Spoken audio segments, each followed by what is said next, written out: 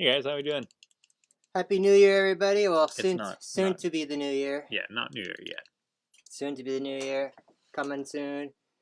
I'm sure much like the rest of everyone watching in Winnipeg and Canada, you got high COVID counts, reckons everything. You got really, really cold going on. It's like minus 40 here. So I hope everybody's doing all right with that. Holidays are tough sometimes, but we made it through. Ready? Might as Yeah, well get started. Let's thank our usual community that helps support us, and we support them. We got the guys at 204. We got Ashley and Bobby there. They just finished up today, having I think today was the end of their 3-day Boxing Week Christmas sale on that. Lots of good deals and stuff. Unfortunately, much like everybody that has a comic book store, it seems like all the Diamond stuff has been late, so everyone's new comic book day has been pushed back a week. Not a big deal, really, because it's end of the year, so there wasn't a whole bunch of stuff. In fact, we're covering this week's releases and last week's releases because there wasn't much last week, and yeah, we did. it's about half and half. Yeah, and we did. We had that awesome year in review show last year, so that was pretty Last cool. year. Or last week, well, almost last year. And we got the Big Country group and the Tags group. You know, Justin and Stefan with the Tags group there.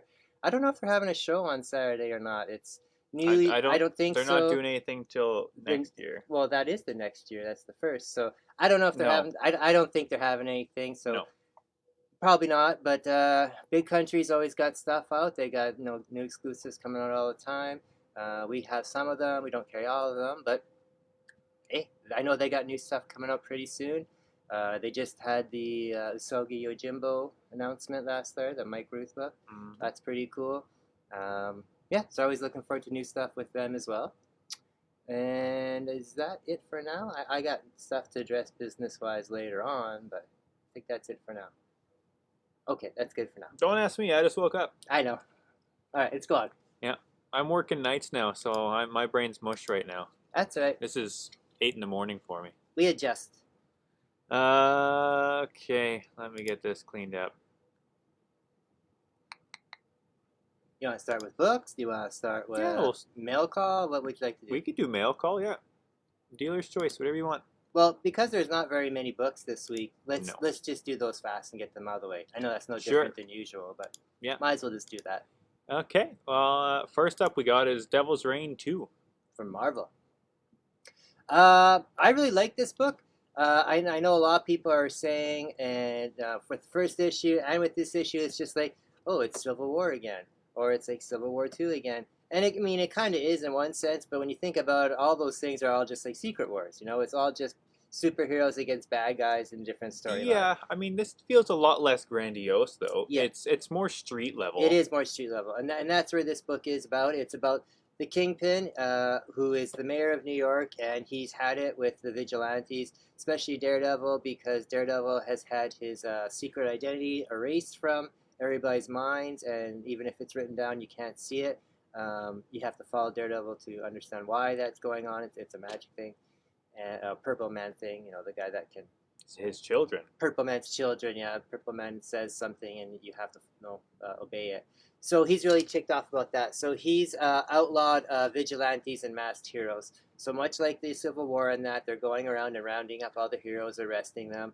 He has bad guys, working for him as his enforcers. So now it's like vice versa. Good guys are bad guys are good.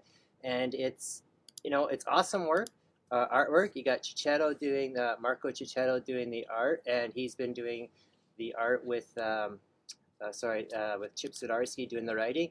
And this is kind of a continuation off the Chip Zdarsky Daredevil run that just ended. And it's great. I really like this book. Lots of action. I'm just seeing if I covered everything. Oh yeah, and it's what's cool too is you got Doc Ock working for Kingpin. Just as one of his enforcers and stuff like that. But he's also got his own plans in mind as well. So that's always good too. That there's always somebody turning on to somebody else. So there's some neat twists in there too. If you like any kind of story that is just like lots of different matchups and stuff like that, people you don't normally see, check it out. It's good. The art's amazing on it. and it's only 6-issue series. And there hasn't been tie-ins so far, but I believe starting next month there is a couple tie-ins. There's a couple and tie-ins. and these tie-ins actually look pretty cool. I really like. This is like the first. And they're characters that are directly related to the Right. story, not Death of Doctor Strange and having Spider-Man or Avengers. Right. Which the Spider-Man one was actually Yeah, good. The Avengers one not so much. Right. I like that. So Yeah. I haven't really had a chance to read any of this week's books. I read a few of last week's books, and that was, yeah, that's about it. mm-hmm. Did you try this yet? I don't know if you like it. No, what is it? Tea. Oh yeah, it's tea. It's called Warmth. Warmth. That's the name of the tea, or it is warm. Name of the tea. All right, you got our next Marvel book. This one I really like too. Yeah, that I'm hearing good things about it. It's just the one shot. That's Timeless. Mm-hmm. You were saying this one's kind of like a Marvel .1 deal, like lots of future hinting. Or like that Marvel 1000 that was out a couple of years ago or whatever. It's a book that has An overview book. Yeah, basically. But it has an actual story to it, where those other ones, a lot of times those other ones are just like stuff that's kind of stitched together and whatnot. So it's great. What it is, it's written by Jed MacKay, and we've been reading it and enjoying a lot of Jed MacKay stuff lately, like especially the Moon Knight and that. Mm-hmm.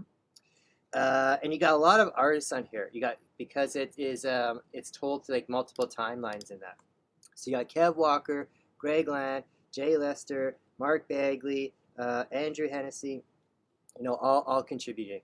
And so what it is, it's a one shot about Kang, who shows up way in the future and to a guy who is like writing the history of the universe and stuff.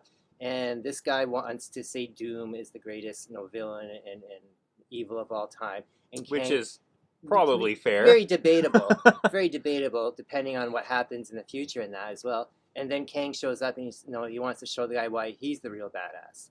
So he starts taking this guy through different times, and we see him in the past, we see him in present storylines, we see him in some future stuff, and the future stuff that we see and the present stuff that we see is stuff that's going on now. Mm-hmm. So it does give you kind of a peek into stuff, and at the end it shows it all leads to like this big reveal of something that's coming type of thing. And I think I know what it is because of the symbol in that there. And I was telling Tyler why I think that is, because a bunch of legal stuff's been cleared up in that, and rights have been redistributed in that. So characters have been acquired and reacquired in that. So I think it's going to be the launching of a new character, brought in, kind of say. So that definitely, it's pretty obvious when you see the symbol. So yeah, a lot of stuff happens there. That surprises me because what that series, I think there's still one currently ongoing with DC. No, that's Mr. Miracle. Oh, I just gave away the end. Yeah. Yeah, that's two different people. The person that's coming in here is kind of like a Superman type of character. Oh. So what it is at the end of this story, you get, if you don't want to hear the spoilers, don't listen to this part. It reveals like the Miracle Man symbol. I forget how it shows it. But Miracle Man is going to be brought into this universe now. That's all. For the last few years, there's been all kinds of things. Legal wise, who owns what and stuff like that. So he's pulled it up. So then it is we'll see what happens there, but that's the symbol. So you can just show that's the cover. So this is Miracle Man. Well, they can't see it. Oh yeah, but the symbol is like the double M from the Miracle Man. So it's pretty obvious that that's what's going to be. So I think this that's pretty cool, because when you bring in another character like that, kind of like when DC acquired Shazam, or kind of like how when Marvel acquired Angela from the Spawn universe and stuff. It's like Conan and Red Sonja, yeah, back exactly. and forth. So this is a pretty strong character, so that'll be neat to see how they use it. I know Marvel has used them in that before, but not per se in like actual canon and that. So we'll see how it goes. Yeah, and speaking of Conan, that's our next book here too, is King Conan.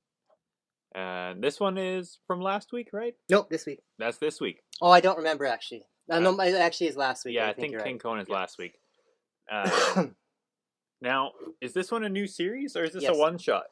No, this is a new series. Because there seems to be a lot of Conan stuff going on lately, if that's the case. Because Conan is a great character, and much like when Marvel had Conan in the late 70s and 80s, they had Conan the Barbarian, the regular cartoon or comic series, and then they had King Conan as well. And King And the Conan, Conan magazine. that too as well. Um, King Conan is just a more. It's kind of like Old Man Logan and like all those Wastelander books that are out now, like Old Man Quill and Old Man Hawkeye and that. Mm-hmm.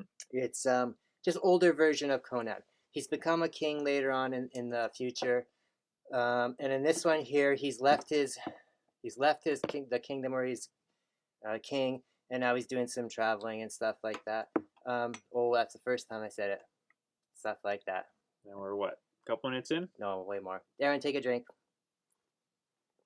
Try your drink. And that's what it is. It's got some great artwork. If anyone likes a good Conan tale, it's good. It's cinnamon, so that's yeah. Like, it smells like cinnamon. Yeah, it's like a holiday warmth drink. It's called. This is just cover A shown there. I have ordered the Stan Sakai cover, which is like the Asaga Yojimbo artist. So that's pretty cool. That's something. I know it's different. I only drink it at Christmas time. I can see why. Yeah. I like it. So everyone who likes Conan stuff, check it out. And weird tea. If you like weird tea, check out. Oh, I should also mention Winter too. Warmth. I should also mention too that this book is written by Jason Aaron and Mahmoud Asar are doing the art. And Jason Aaron always writes cool stuff. Like he did that wicked run on Thor, like where Unworthy Thor. no, just Thor, where he God the Butcher, whatever his name is. Oh yeah. I can't think of his name. Gore. Yeah, Gore the God Butcher. He came out of that, and the Necrosword all came out of that run. Like that's one of the best Thor runs. So that's the next Thor movie. Christian Bale is playing Gore the God Butcher. And Jason Aaron, I think, just finished up the Avengers run. Some people like it, some people don't, but I liked some of that Avengers run he did. So, next one, I threw this one in. It wasn't even one that we planned on doing at all. I never read this one yet. I know you're a Star Wars dude. It's a wicked cover for one thing. You got Cavella doing the art. Yeah, the cover is wicked. The interior art I felt was a little lackluster compared to what it normally is. Who's doing the art inside? Oh, Villanova. Compared to normal, it was still good, but is it not the same artist that did last month's issue? Like I know Pat always writes it. I feel like I missed last month's issue. No, because there must be some kind of time jump or something happened in another series. No, we covered it because remember it was the issue we said it had the last little bit of tie-in from Bounty Hunters. But now that Bounty Hunter Valance is working for Vader as an Imperial something. I haven't read it. I don't know. I feel like I missed something. I don't read that Bounty Hunters, like actual Bounty Hunters series. Maybe, but I'm not sure. I know he was left in a bad way at some point in one of some Star Wars book. Yeah. But I don't recall Vader like finding him and fixing him up. I mean, he's totally all repaired and everything. I'm not sure. So that was a bit weird. But beyond that, this issue was really and it feels like it was just the same revelation as the end of the last one, that the Crimson Dawn's ties are really deep in the Empire, going almost all the way to the top. Yeah, they seem to be pretty embedded everywhere. I really like how that's going. So for me, other than the cover, this issue is kind of Yeah, the cover, which is weird for Vader. I always like that artist. He's the one that does all the spooky art, like for the Archie, and well, he's been doing a lot of the IDW Star Wars stuff, actually. Remember, he does all the Star Wars adventures and stuff like that. Oh, that's number 2. Not for much longer. No, that's true. Oh, that's something we could touch on right now, too. We all know how IDW's lost a bunch of properties or their contracts hasn't been renewed in that. Last week or the week before, Dark Horse got sold. Just out of nowhere, Dark Horse got sold to a video game company. Yep. I forget the name of it. And what I saw there, which was very interesting, and at first I thought, I know it's kind of a weird cup of tea, but it was weird that I thought a video game company would be buying it, but they want to develop all the IP properties, and not just for video games and stuff. It's apparently out of the 150 properties that Dark Horse has, like that they own, their own stuff, their own IP, 101 isn't developed. So they got 101 things that they can use now if they want to. I mean, I'm sure not everything is great, but I mean, Well, it's still a just because they property. have 101 properties, if you take into account which are good and which ones are bad, I know, but it's I'm just saying. probably maybe 20. But still, it's like that's still things like Hellboy, no, and that's things that are developed. What's things that aren't developed? That's crazy. So Umbrella Academy. Gonna be more crappy Hellboy Silver Lantern. That wasn't a very good series. So that was kind of interesting. So that just made me wonder. I threw that up on a post on a question the other day. How long before IDW just gets straight up sold or like absorbed or? They don't have much left. Well, they don't have anything. I don't. GI Joe and Transformers. I don't know if it's still there. It's being shopped around apparently. Right, and that's even Star Wars is completely gone from there. I don't know all if the Marvel stuff. Yeah, all of Marvel. But they don't, and all that. But stuff, they have Turtles. Yeah, but that doesn't make them money because they don't own that. That's just. But it's just all licensed, right? So I mean, that can go anywhere. So. Anyway, next up, Superman 78. I liked it. This is number 5 6, so what they refer to as the pentupulate issue. What? Pentupulate. Penultimate? Pentupulate, yeah. One more time. I can't. It's like penultimate. I say it too much now. Now I can't say it. It's like omnibus. But you said that right. I know, but if I say it again, I'll say omnibus. Or omnibus. We're just gonna have to get one of those like phonetics things here that shows you how to pronounce these words. I've never been able to understand those phonetic ones. Yeah, Superman 78, issue 5. 6, pentupulate issue. Just jeez, you got your sound on again. Sorry. Oh, turn it off. I don't know how they're gonna end it in one issue. No. I thought if it wasn't going to end this year, how are they going to end it? I thought it was going to be spread between this one and the next one, and I don't know. It's going to be a real big, real fast finish. Because when reading it, was like, okay, yeah, whatever. Give us another few issues to go over, and I forgot it was a 6-issue series and not 8 or 10. Mm-hmm. So who knows? It's still a great series, and it's one that it's unfortunate that it's going to be ending. I bet you they do a volume 2 or something like that. Probably. Lots of the stuff that's popular has, like the Batman one, like the Batman Adventures. Yeah. So that there's another one that got a season 2 not too long ago, or confirmed for one. I can't remember. Was it Static or something? I don't know. Maybe originally. Batman Beyond is getting a continuation in the new year. That's what I was gonna say. Yeah. Robert Vendetti's writing and Wilfredo Torres is still doing the art.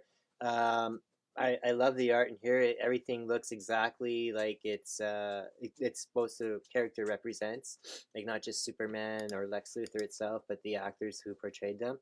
And I don't know if you noticed there or not, but there was a Richard Pryor. Richard Pryor was in one of the scenes of Metropolis getting. Which one's Richard Pryor? The black comedian. I saw him a few issues back too. That's the black comedian for that Superman was Superman 3. Yeah. Which was like the most ridiculous thing ever. And so that was funny to see him in there. But yeah, this is awesome. Brainiac's still miniaturizing Metropolis to. No more of that tea.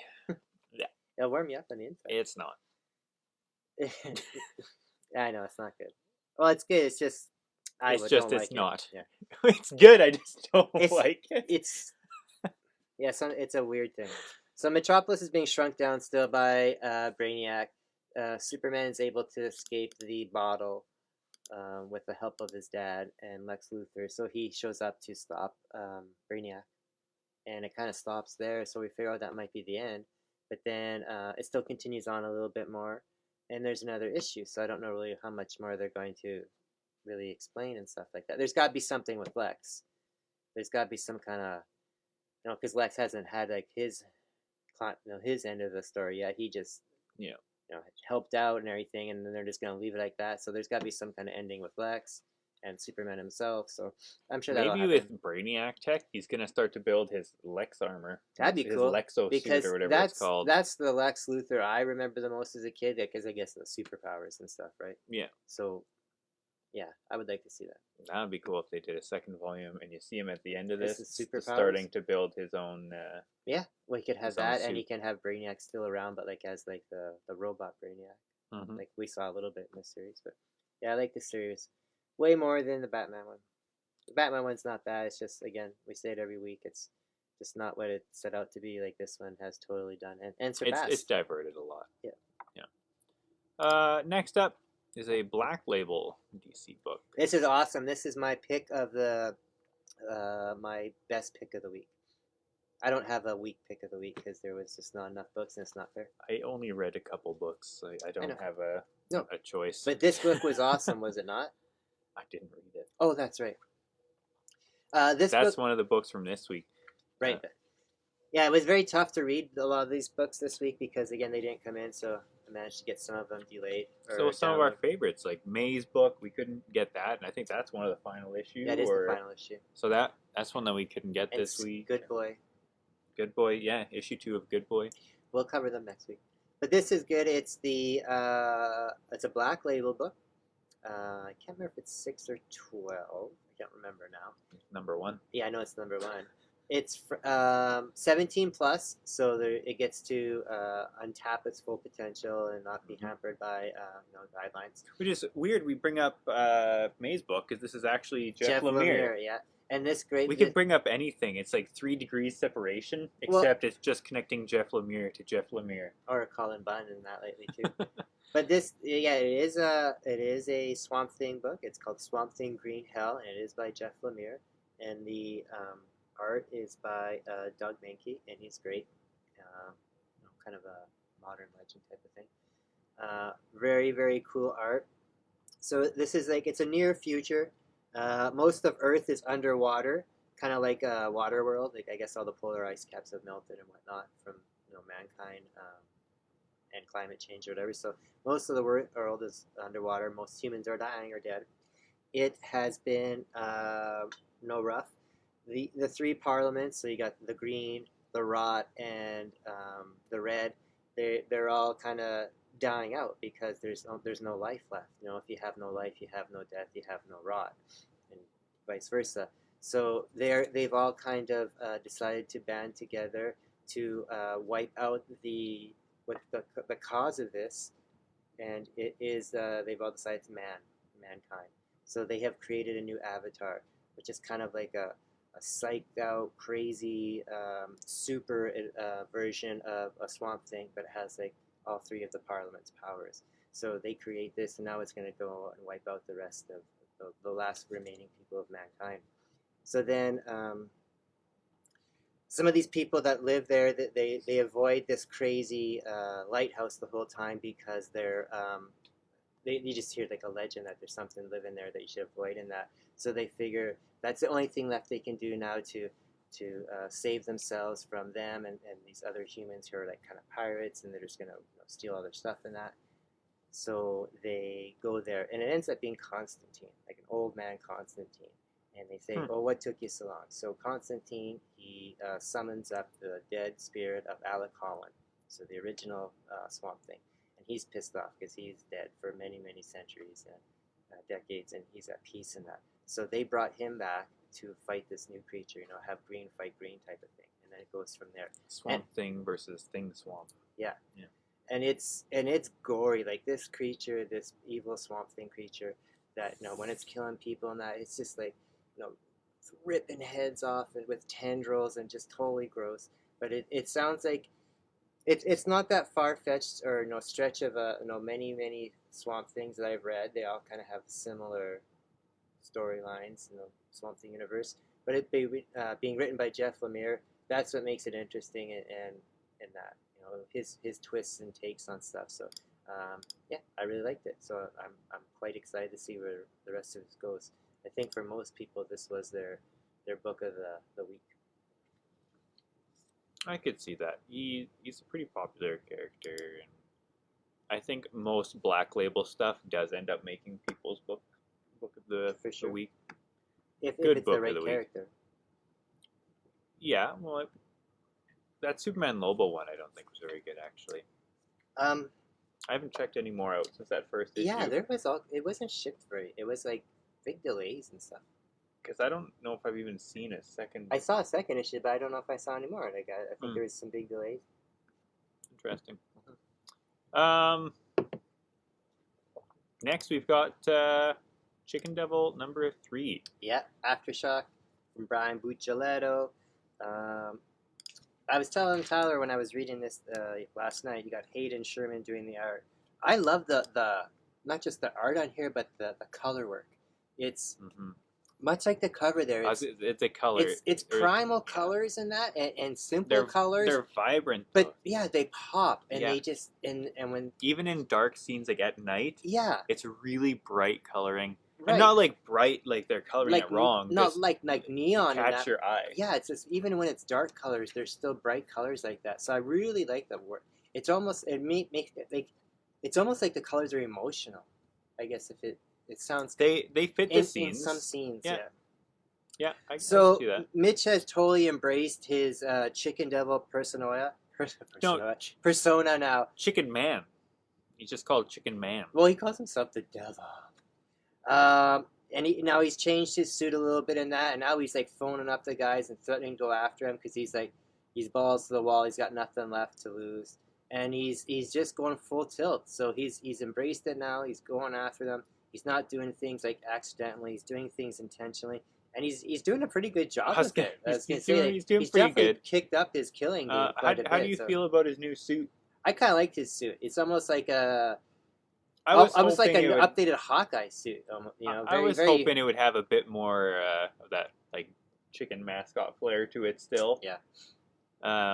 It still does, but besides the mask and that, but it's definitely more Jason Bourne type. Yeah. But yeah, I'm like. But I also wasn't expecting him to get a new costume either, so that was kind of neat. I'm definitely looking forward to the. I think we still got 3 more issues yet, so. Yeah, 5. No, it's not usually 5. I think it's 5. Oh, either way, there's still at least 1 or 2 more issues, and I love this book. I'm so happy that we were involved in this book with the first issue there. I still feel like I'm involved in it, even though I'm not. But we spoke with Brian quite a bit there, and then we got books down there getting worked on by him. So yeah, this will always have a special place in my heart, the Chicken Devil. Yeah, and like we talked about, each issue's had a bit of a twist at the end where he accidentally kills someone, or not even him, the person accidentally kills themselves, or whatever. The twist at the end of this one, and you had told me when you'd read it, was pretty insane. So I thought, okay, whatever, he's going to accidentally kill someone, or something's going to happen accidentally, and this one does have a crazy twist. I'm trying to remember what it is. Oh, yeah, now I remember. Yeah, it does have a crazy twist, because that's what he based his whole life on, or his whole he gives a whole speech on his new life being based around this decision and this, and that totally is just gone. Backfired. Yeah, it's crazy. Yeah, I love that twist at the end of this. I forgot about that part. What do we got here next? Oh, the new Stray Dogs Dog Days. Yeah, there's lots of amazing covers for this. Our friend Dean. Peg City Comics has a... Both now? Yeah, he has a nice homage to Night of the Dead, Night of the Living Dead for number 1, and then number 2, he just I guess released it, pre-saled it. Yeah. That's pretty cool too, another homage cover there. Very similar. I like this book. It's been pretty good. It's not a sequel, it's a prequel to the original Dog Day story, or sorry, Stray Dogs. No, it is Dog Days, but Stray Dogs is the original story. Yeah. And it's a there's 2 issues, and this first issue, and I'm assuming the second issue will be the same, is just like 1 or 2 page stories, and it's like the original backgrounds of the dog characters. Because in the first series, there's the one main character who ended up dying at the end. Got most of the background story because that was like the serial killer's original dog. Yeah. But this one here shows how the serial killer obtains these dogs, because it kills the owners and then takes the dogs type of thing. That's his motive, or his cliche, I guess. His thing. His history, yeah. So yeah, it's pretty good. Lots of cool work from Tony Flicks and Trish Foster doing the art and the story again. That's all we got for books. Um, What else did you have? no, that's it for books. Yeah. Yeah, it was a very light week. Super We light wanted to week. cover, like I said, May's book by Lemire, number 5. But and I have seen a review on it, and they said it was truly amazing. So again, it lived up to the rest of the run. So we'll cover that more next week. And I wanted to cover Good Boy by Source Point Press, and which is like the bizarre reverse John Wick story with the dog surviving. So, What if John Wick had died and the dog took up the mantle? Yeah, and so yeah, we'll cover that too, and whatever else again comes up next week. But because there's all kind of shipping issues, and it's just whatever. Some places are super delayed, and in Winnipeg here we've had pretty big snowstorm, so I'm sure the world's shipping screwed, man. Basically, COVID, storms, it's crazy. So holidays.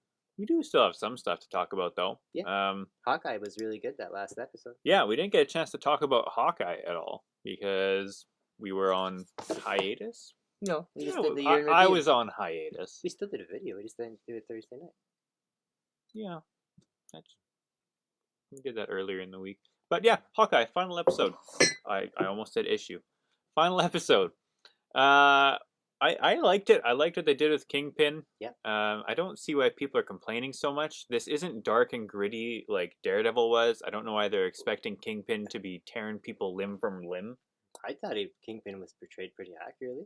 That's what I thought as well. I thought he was done really good. At first, I didn't like that Hawaiian shirt, but then I remembered that shirt. And the Family Business or whatever it was called, that series. Yeah, then I actually saw it, and I remembered it too because it did look familiar. That it was, actual homage to a book.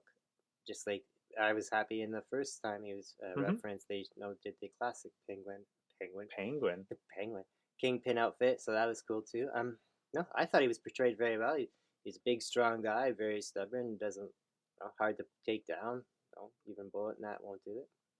Yeah, and I don't think there was nothing wrong with that show at all. No, I think the whole show was really good. I don't think there was any real low points or any real high points. I think it kept a pretty steady. Yeah, it was just a good show. Yeah, it's not like WandaVision where you have this crazy build up to these big reveals, or like Loki and these big reveals. It's just a good show. I even liked how they addressed at the end finally that his wife there, Laura, is, we don't know for sure if she's Mockingbird, and we all assume that. And I was reading something today that said that it never said she was Mockingbird. It said she was Agent 19. Yeah, and it doesn't mean that's going to be a Mockingbird. But either way, a lot of people are saying it. It brings up that controversy that again, that is Agents of S.H.I.E.L.D. canon to the MCU, or is it not? Some people are still firm believers that it is, and because no one has come out and said that it's not. Well, because Mockingbird is in there. Yeah, I know, and Phil Coulson is in both. So, but I mean, what I was saying though is like, yeah, they've never actually said she was Mockingbird, and her name is Laura. They don't know it's not Barbara. Bobby Morse. Yeah. So Barbara Morse. So we'll see how it goes. I've always liked the Mockingbird character. I thought it's cool. I never really thought about it until just recently, but Mockingbird and Hawkeye is the same as Green Arrow and Black Canary, and I don't know why I've never put that together in my head. Because Hawkeye and Mockingbird aren't seen as commonly together as Green Arrow and Black Canary. Well, maybe not that you know of, but when I was reading comics in the 70s and 80s, they were right, always together. When you think of Green Arrow, you think of Black Canary. Just like you think of Superman, you think of Supergirl, Batman and Robin. Yeah, but when I think of Hawkeye, I think of Mockingbird, and I always will be. And that's just, like I said, because I read, when I was reading Hawkeye stuff, it was all Avengers and West Coast Avengers. And those two put the West Coast Avengers together. So, I mean, that's why I always associate that. But that was just something I wanted to point out. Yeah. I like that series a lot. What's Marvel's next series coming? I would believe it'd be Moon Knight. It's either Moon Knight or Ms. Marvel. Yeah. But it must be Moon Knight coming next in the spring. Yeah. And Ms. Marvel must be right after or right before. It got pushed back again. Okay, well then must have. Yeah. But then the other Disney release this week was the Boba Fett. Oh, I didn't even know you had that up there. I just was saying that. I may be half asleep, but I got this all. I thought it was awesome. Yeah. I've seen one person who's a friend we know on one of your sites, and he said it was boring, and I was just like, I don't know what show he was watching. That's crazy because I did not find it boring at all. There was plenty of action, plenty of like action scenes, and when there wasn't action scenes, there was a lot of stuff going in, like character building in that. So I thought not only just for a great episode, I thought it was a good first episode because a lot of times these first episodes can be kind of boring. Yeah, they leave you wanting more just because his stuff is unexplained. Yeah, and not in a good way, in a way that you want to watch more. It's just the start of something. But they show a lot of stuff. Yeah. They show Boba Fett climbing out of the Sarlacc pit. I thought that was so amazing. I was hoping there'd be more to that. I didn't think that they were going to show that at all. No. I thought it was going to be flashbacks here and there throughout the series, and they show the whole thing in one sequence. That was the best. I had that on and I yelled to you, and you came up. That's when you came up because I started it. Yeah, that was great. That was a moment there that made me. I yelled out, "Oh, whatever." That was the same as when at the end of episode 4 or 5 of Hawkeye when they finally showed Kingpin. I said that I just yelled out like, "Oh, finally!" or whatever, like that big response. So yeah, I thought it was a good episode. Yeah, I think I said after or before you watched it, I had seen it already. I had said this is probably my favorite Disney Plus first episode of anything, and I mean I thought Boba Fett didn't really need a series to begin with because I don't find him to be all that interesting of a character. I love the actor. He was Jango Fett and he did all the stuff for the clones and whatnot. But I didn't really think he needed his own series. I've actually turned that around where I think, you know what, this might be one of the better series. I've always thought Boba Fett's needed his own series, like not even just a movie, but like even like comics and books and stuff. He's always had a comic series. But I never read. I never read any of the Dark Horse stuff. Like I'm just talking like the Marvel stuff, right? Mm-hmm. So up until recent, I thought it was good. I love. He's Ming-Na. Is that her name? Ming-Na Wen. Yeah, Ming-Na Wen. I've always loved her. I think she's a great actress. She's in her 50s.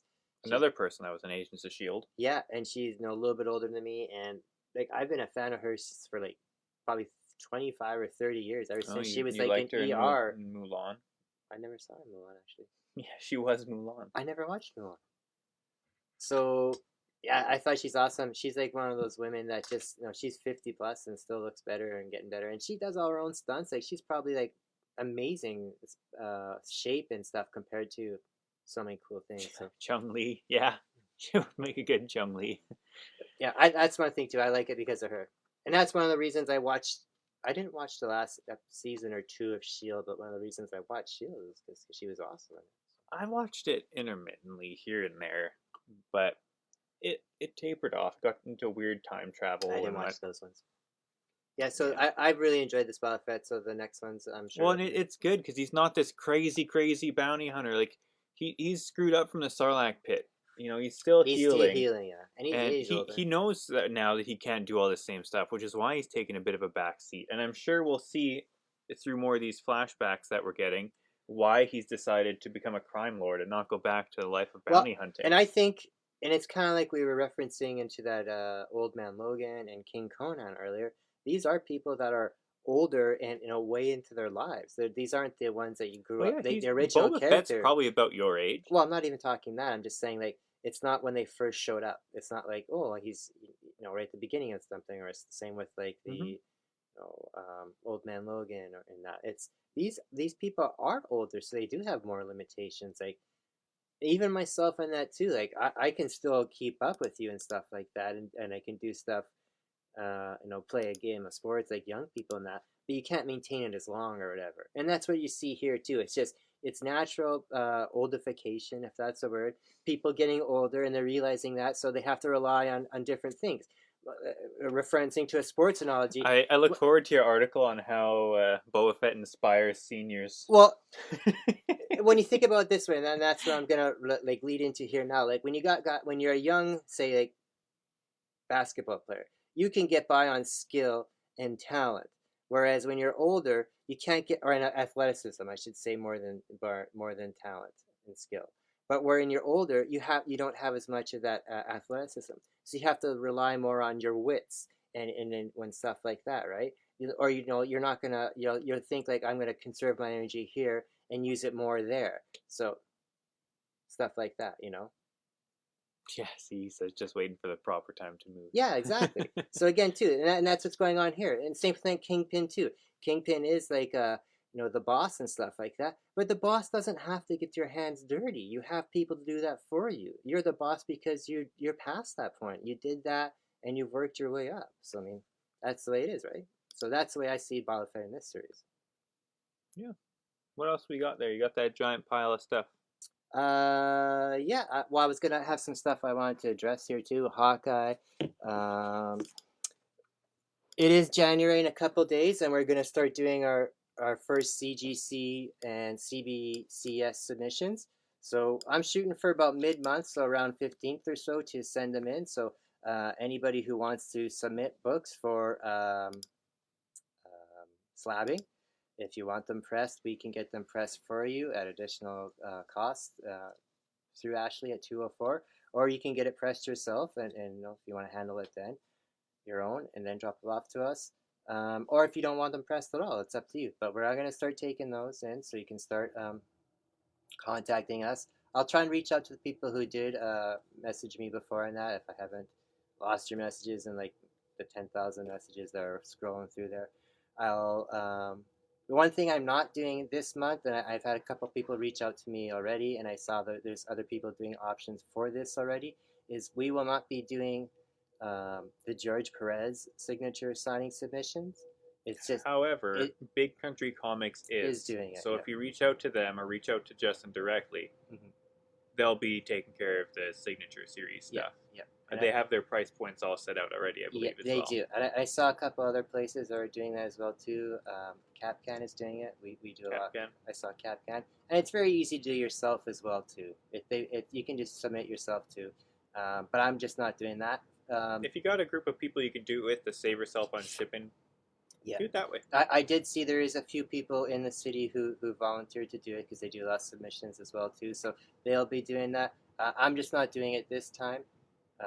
NatDaddy's not doing it this time, but from this month forward, we will do signature stuff. It's just that I want. Still reading off? Yeah, I still am. Okay. I just want to make sure that this first month is pretty smooth, and this Perez signing is very fast. It's like a 2-week turnaround type of thing. I think it said it was 6 weeks altogether. Well, no, that's normal, but I'm saying like you have to have your books in between now and the 12th. Oh yeah. Because of it, because he's going blind. Like he could pass pretty. I mean, they say 5 months more, but he could pass any day. So he can only see out of one eye. So they want to get those books in as fast as possible, so he's able to sign them. That's getting his own custom label on it too, right? And all the proceeds are going to a foundation. A foundation for him. Yeah. Or not foundation for him, but in name of him for charity. And that's cool too. So some places I saw have mentioned that, and some places have not mentioned that. So I don't know if that's something that's. I think it's additional for the custom label. So so just when you have to check on that. And again, that the extra cost for that does go to his foundation. But yeah, get your books in fast if you are doing that, because there's gonna be a ton. Yeah, Perez did have signings before. Yeah. And I believe they were canceled. So I'm surprised that this one's even being done. Well, I think, and that's why it's going on so fast, because it's like we're doing this now. So it'll be, like I said, it's happening right away. So, but we are not doing that one. But again, any other signings from now on, we will handle those, just not this one. So I said we are taking them in. I hope to help you guys out. I know we've had quite a few people approach us about it. We're not making cash on this. We just want to make sure the service is out there. We do a lot of submissions on our own and have been, and we just want to make sure that other people have the opportunity to do it now as well, because so many people have, and some other options in the city have closed down. It's pretty much just getting dealer rates. It's not it's not expensive or anything. Not marking the price up. No, we would be paying the same anyone else is paying when they submit. It's just that getting that dealer rate.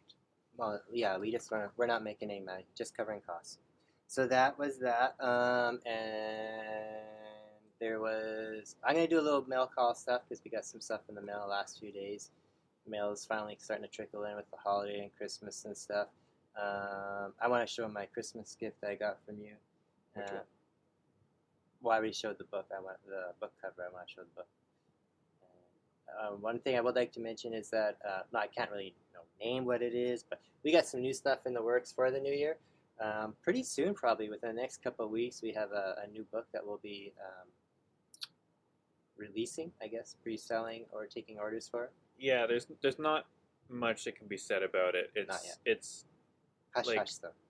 Incredibly secretive. But super awesome. I'm very hyped about it. I've known about this project even before we got involved into it. So yeah. It should be said, it's not even a cover that we're doing for it or anything. It's just a book itself. It's an actual book that we're helping launch. Yeah. So that's kind of cool. So, and it's I can't really go into too much more, but I'm super excited about that because I really like these people. So how about we do a mail call? So why don't I'll start showing stuff, and then why don't you get those prints that you got? That came in the mail. Yep. So what I would like to point out, before I start showing stuff, is that end of the year. So let's try and if everybody's got any extra Christmas money to spend or not. That we still got some Nat Daddy covers. We got the Swamp Dogs by Hugh Rookwood. Got Chicken Devil by Hugh Rookwood. Again, your Nat Daddy ones. Well, we still got some copies left. If anybody wants one of those, we'll say they're... Hold them up. How's the glare? I didn't. There was no glare. Well, is that better? Well, there was no glare because I fixed them anyways, but it was better. It's better with it. So, cool.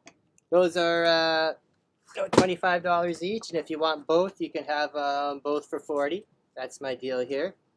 One other book that I'd like to point out that we have a few copies of still is The House of Slaughter 1, and this is the Big Country Mike Ruth exclusive.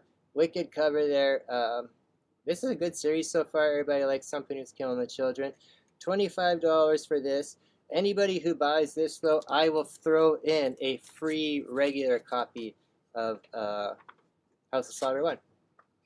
So you don't have to read your exclusive one. You can keep it nice and fresh, but there'll be an extra free copy of that in there for you as well. So that's $5 or $6 value. Well, I want to have the note that goes with that. Oh. It's in the picture frame by the plants. We were talking about some Hugh stuff there. We got some tag stuff in the mail today. So we got these prints from Hugh Rookwood, and that's a Transformer one. It's Soundwave, and it's pretty cool. I like that one. And very appropriate for us talking about Hawkeye and Daredevil and everything showing up in different things. This is a Wicked Daredevil and... that was Soundwave. I said Shockwave. My mistake. And a Wicked Daredevil Kingpin one. We have quite a few of Hugh's prints, actually. We got some, yeah. And also that came today. We've been waiting for these on a while from Hugh, and our final coasters. These are the Smurf Matrix ones. So I especially like the one where the Smurfs actually stop on the bullets there. That's cool. Hold it as close as you can. It's hard to do. We showed them off before. But I just got these in the mail today. So. Those are some of my favorite that Hugh's done, and I like to think when Hugh pulls our names, he puts in that little bit of extra work. Mm-hmm. Like you can see on it, it's got even all like the weird matrixy digital on the back. But he does that. He's really thorough. Yeah. What else you got there? Oh, I got some slabs in the mail today. I just figured I'd show them off. It's got a Paper Girls one there. It's a... I know, this is I don't know if it's on Amazon, but it is going to be coming to a streaming service. Pretty cool. And this is a neat series if anyone's ever read it. It's about these girls who kind of... they have these adventures that kind of get a little bit, I wouldn't say sucked through time, but kind of sucked through time a little bit. And it's kind of cool. I managed to get another copy of this that for pretty cheap. And this is an amazing book. This is one of the few bad idea books I've managed to get. And this is the very first one, ENIAC.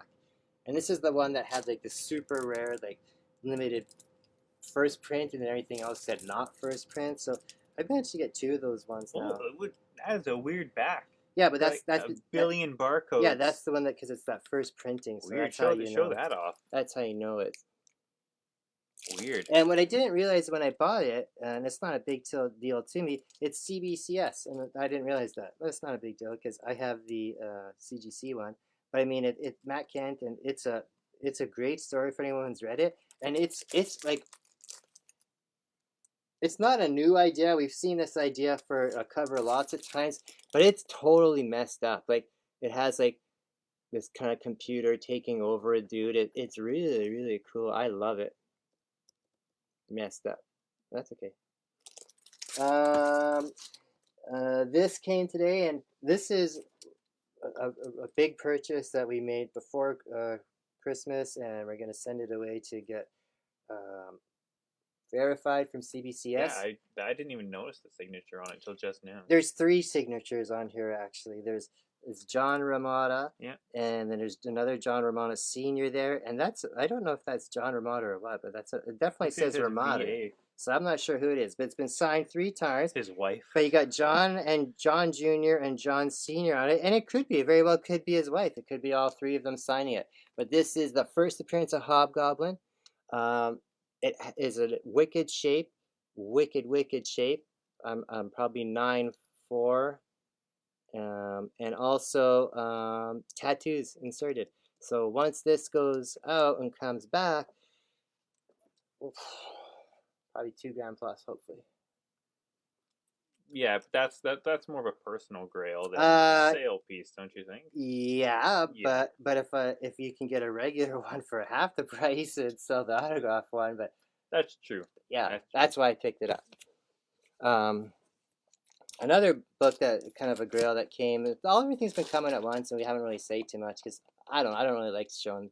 I think it's kind of bragging, but I don't really like showing stuff. But. These are the Christmas gifts we got for the team at NatDaddy Collectibles. Yeah. The first appearance of Mysterio. So again, it's a 3. It looks really good. What makes it a 3, and it's very hard to see, is that there's actually binder holes punched there. So like you can see there. So that's probably one of the main things that brings down the value. Otherwise, it's a really good copy. Mm-hmm. But I mean, Mysterio, amazing.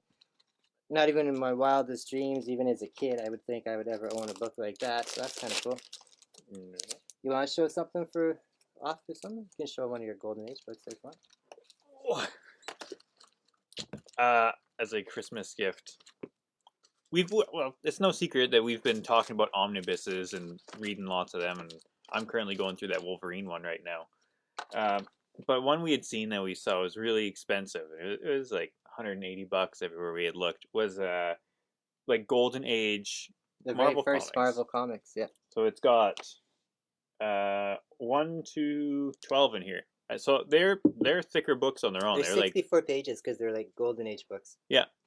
And then funny enough, you were able to find it. What's the place called? It's just out of Brandon. It's out of Brandon, and I was actually looking at their thing this afternoon because it always scrolls up on Facebook, and it's called Pennywise Books, like Pennywise the Clown. And yeah, they sell graphic novels and trade paperbacks, like wicked discount prices. Like you said, this was like 190 or something, off. And I paid like 80. Yeah. And yeah. And those aren't books that you see printed very often, even in like trade paperbacks or anything. Mm-hmm. So that's a pretty neat one. I'm looking forward to that one once I finish the Wolverine one. Mm-hmm. Another one, this one's a bit of a funny story because we sort of got it for each other. Yeah, I bought you one and you bought me one, didn't even know. I'm so hot from that tea now. That's What If. Yeah, that's a great one. Volume 2 is coming out soon. Yeah, and this is issues 1 to 22 minus number 16 because of Fu Manchu. Right. You can't have that nowadays. I think anti-Chinese. But that was from Tyler, and what I liked about that, and that is a nice gift. I love that gift, but this was the best part of my gift at all. And not the note from Amazon, but it's a note that Tyler wrote. It says, "Hey Dad, it's been a really crappy year for us both. Lots of ups and downs, but I'm glad we've been able to be there for each other and build something great from it all. From all this." And that's Nat Daddy. I'm sure he's responding or referring. Merry Christmas from Tyler. That's a cool little note. I'll always treasure that. Nice note. And the last couple of things I'd like to show is this is just a really cool book, and I know you don't see it tonight because we're in the Studio B, but when we were in Studio A, we have our pictures there. I think that's B and this is A. Well, either way. Once Joel moves, that doesn't stay in the office there anymore. That'll be the permanent studio. But we have the couple pictures back up behind us, and one of them is the Friday the 13th one. And I was able to get this off my, one of the guys I buy some books off of, actually the fellow who I got the ASM off of. And this is the Stray Dogs variant for the that cover. And it's just awesome. I love it. I think, what issue is that, 5? Yeah, issue 5. It doesn't have any meaning as in a key or anything. That's just one of those cool covers. And I've always wanted to find that one, and I couldn't find it for a long time because it was one of the more popular ones and sold out, and it was really high on the secondary market. So when I got it, saw it slabs at that price, it was like, it wasn't even that much more, to be honest, so I got it cheap. And the last thing I'd like to show, and it kind of brings things back around to what's coming up in the new year as well, is Maniac of New York. And this is the first series. We mentioned the second series, Bronx is Burning, last week or the week before. Great series. I think it was the week. Before. I don't even know because we missed last week. I'm all thrown off. It's probably 2 or 3 weeks ago. 2 weeks ago. And this is a great series from Aftershock, and the artwork's done by Andre Muti. And I know I've mentioned it a few times, and I still haven't nailed down the details yet because I'm waiting till after the new year to let everybody enjoy their holidays. But we will be for sure having an interview with Mr. Muti himself. So that'll be pretty cool. Yeah. It's going to be a busy new year. Yeah, we're going to try and stay busy. It's going to be busy no matter what because we both got lots of stuff on the go besides NatDaddy, and I do a lot of stuff more on the side from NatDaddy. You do the technical stuff when we need it done in that, but you're going to have all your schoolwork and work in that too. So there might be some... I'm just not going to sleep anymore. It's good. We might, things might get juggled around a little bit. But either way, we're still going to have as much content as possible to show you guys on Spotify, YouTube, Facebook, Instagram. Yep. And I have a new one now that I haven't told you about because I haven't figured out how to use it yet. But I am now on, NatDaddy is now on Whatnot. And Whatnot is a kind of like a selling app. And I see a lot of people, and even my friend Anna Jo, who is an artist, one of the big country artists, she's on there now too. She did an auction earlier this week. Gem Mint does it. All these guys do it now. Comic Tom does it. I'm going to look into it more, and I don't know. I don't like using eBay and stuff, so I like doing auctions and stuff like that. So I don't know. I'll check out and see what that Whatnot does. We'll see how that goes. You know what I'm talking about, right? With that Whatnot app. I know the name. I don't know much into it yet, so we'll look into it just like everything else. So yeah, maybe we'll have some cool auctions going on there. Just get the name out there. Yeah. I know lots of vagueness, but that's at the end of the old year and start of the new year is vagueness about some new goals. So stay warm, people. Yeah, we'll see everyone. Next week. We'll see how next week goes. First day of school, then work right after. We'll see how that goes. We might not do live anymore. We'll try. But we'll see. Well, we'll try and fit in as much as we can, but it'll be definitely on Thursdays. They'll always be up at 8. It might not be live, but we'll do what we can. We love you guys. Peace out.